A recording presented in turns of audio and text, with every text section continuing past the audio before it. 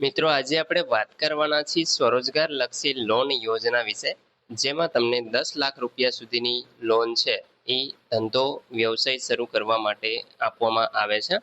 કયા કયા વ્યવસાયો માટે તમને લોન મળવાપાત્ર છે એના વિશે આ વિડીયોની અંદર તમને સંપૂર્ણ માહિતી આપવાની છે. તો વિડીયોને પૂરો જોવા વિનંતી. જો તમને વિડીયો ગમે તો લાઈક કરી દેજો, તમારા મિત્રો સુધી શેર કરજો અને ચેનલને સબસ્ક્રાઇબ કરી લેજો, જેથી આવી કોઈ પણ માહિતી આપ સુધી પહોંચતી રહે. તો ચાલો શરૂ કરીએ. મિત્રો, વાત કરીશું સ્વરોજગાર લક્ષી લોન યોજના, જેમાં તમે તમારા વ્યવસાયો છે એ શરૂ કરી શકો છો. જેમ કે કરિયાણાની દુકાન છે, મેડિકલ સ્ટોર છે, અથવા તો કપડાની દુકાન છે, બુક સ્ટોર છે, કે પછી મારુતિ ઇકો અથવા તો જીપ ટેક્સી કે લોડિંગ રિક્ષા તમારે શરૂ કરવી હોય તો એ પણ તમે કરી શકો છો. હવે મિત્રો, યોજનાનું સ્વરૂપ અને લોનના ધોરણો વિશે વાત કરીએ તો અહીં તમને વધુમાં વધુ 10 લાખ રૂપિયા મળવાપાત્ર છે. નાના વ્યવસાય જેવા કે કરિયાણાની દુકાન છે, મેડિકલ સ્ટોર છે, રેડીમેડ ગાર્મેન્ટ સ્ટોર છે, બુક સ્ટોર છે વગેરે વ્યવસાયો માટે તમને 10 લાખ રૂપિયા સુધીની લોન છે એ મળવાપાત્ર છે. અથવા તો જે ખર્ચ થાય તમે વ્યવસાય શરૂ કરો એમાંથી જે ઓછો હોય તે લોનની રકમ સ્વરૂપે તમને મળી શકે છે. વાહન માટે વાત કરીએ તો મિત્રો, રિક્ષા, લોડિંગ રિક્ષા છે, ઇકો મારુતિ છે, જીપ ટેક્સી વગેરે માટે તમને 10 લાખ રૂપિયા અથવા તો જે પણ કોસ્ટ હોય એમાં બેમાં ઓછો હોય એ તમને લોન સ્વરૂપે મળવાપાત્ર થાય છે.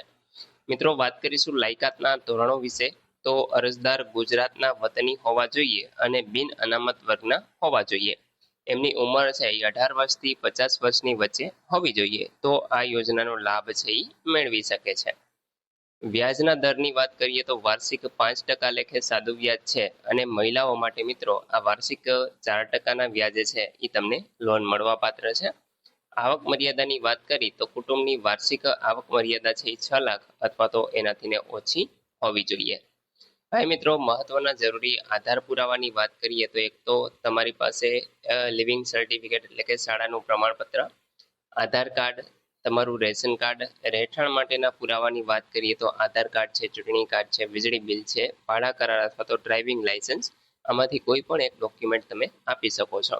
ત્યાર પછી બિન અનામત વર્ગનું એક જાતિ પ્રમાણપત્ર હોય છે એ આપવાનું છે. કુટુંબની વાર્ષિક આવકનું પ્રમાણપત્ર છે એ તમારે આપવાનું છે. અભ્યાસનો પુરાવો, જેમાં માર્કશીટ તમારે આપવાની છે.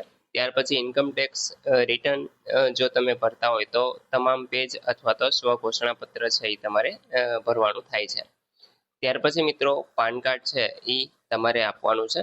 મિત્રો, આ સેલ્ફ ડિક્લેરેશન ફોર્મ છે એ કઈ રીતે મેળવવું અને ક્યાંથી મેળવવું અને કઈ રીતે ભરવું એના વિશે પણ આપણે વિડીયો બનાવશું. જ્યારે ઓનલાઈન ફોર્મ ભરવા વિશે આપણે વિડીયો બનાવવાના છીએ ત્યારે તમને એમાં તમામ માહિતી છે એ આપશું, તો તમે ચેનલ સાથે જોડાઈ જજો. ત્યાર પછી પરિશિષ્ટ એક લોનની રકમના 1.5 ગણી વેલ્યુ ધરાવતી કોઈ મિલકત અથવા તો સંમતિ તમારે આપવાની હોય છે. મિલકતના આધાર જેમ કે 7/12/8 પ્રોપર્ટી કાર્ડ અથવા તો સ્વામિત્ર કાર્ડ છે તમે આપી શકો છો. ધંધાના અનુભવનો દાખલો તમારે આપવાનો છે. અરજદારના બેંક પાસબુકના પ્રથમ પાનાની ઝેરોક્સ નકલ છે એ તમારે આપવાની થાય છે, અથવા તો તમે કેન્સલ ચેક પણ આપી શકો છો. ત્યાર પછી મિત્રો, આગળ વાત કરીએ તો બોજ નોંધ એટલે કે ગીરો ખત, મોર્ગેજ જેને આપણે કહીએ છીએ, તો મોર્ગેજ માટે લોનની રકમ છે એ 6.50 લાખ કે તેનાથી વધુ હોય તો મિત્રો અહીં 1.5 ગણી રકમ છે એ લાભાર્થી પોતાની કે તેના સગા સંબંધીની મિલકત ઉપર બોજો છે એ કરવાનો હોય છે, એટલે કે એને બોજ નોંધ કહેવાય છે. ત્યાર પછી મિત્રો, વાત કરીએ લોનની કુલ રકમના 6.5 લાખ કરતાં વધી જતી હોય તો તે રકમ જેટલી અથવા તો પોતાની અન્ય કોઈ પણ સગા સંબંધીની સ્થાવર મિલકત છે એ તેમને ગીરો મૂકવાની થાય છે. હવે મિત્રો, લોન પરત અને ચૂકવણીની વાત કરીએ તો એ મિત્રો, જે નાના વ્યવસાયો છે એ લોન તમે મેળવો ત્યાર પછી 3 મહિનાની અંદર તમારે શરૂ કરવાનો હોય છે. વ્યવસાય શરૂ કર્યા બાદ 3 મહિના પછી તમારે 5 વર્ષના એક એવા સરખા હપ્તા છે એ ચૂકવવાના હોય છે. 5 વર્ષની અંદર તમારે એક સરખા માસિક હપ્તામાં લોન છે એ પૂરેપૂરી ભરપાઈ કરવાની થાય છે. તો મિત્રો, તમે વ્યવસાય છે એ શરૂ કરો એ પહેલા 3 મહિના તમારે કોઈ પણ પ્રકારે છે એ ધંધો શરૂ કરવાનો હોય છે, અને ધંધો શરૂ થઈ જાય ત્યાર પછીના 3 મહિના તમારે કોઈ હપ્તા નથી ભરવાના.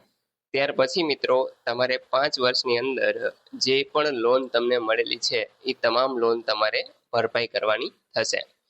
હવે મહત્વના જરૂર આધાર ધિરાણ કક્ષા અને જે પણ બીજા તબક્કા છે એમાં નમૂનો 4 જેમાં લોન એગ્રીમેન્ટ છે, વાહનના કિસ્સામાં હાઇપોથિકેશન એટલે કે ગીરો ખત છે, નમૂનાનો બાંયધરી ખત છે, ત્યાર પછી માંગણી હુંડી અથવા તો ખાતરી પત્રક છે, સરકાર માન્ય વેલ્યુએશન રિપોર્ટ, મિલકત ફોટોગ્રાફ સાથે તમારે અહીં છે એ રજૂ કરવાનો હોય છે.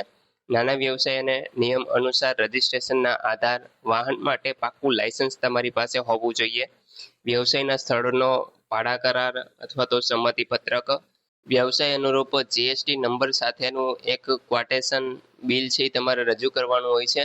5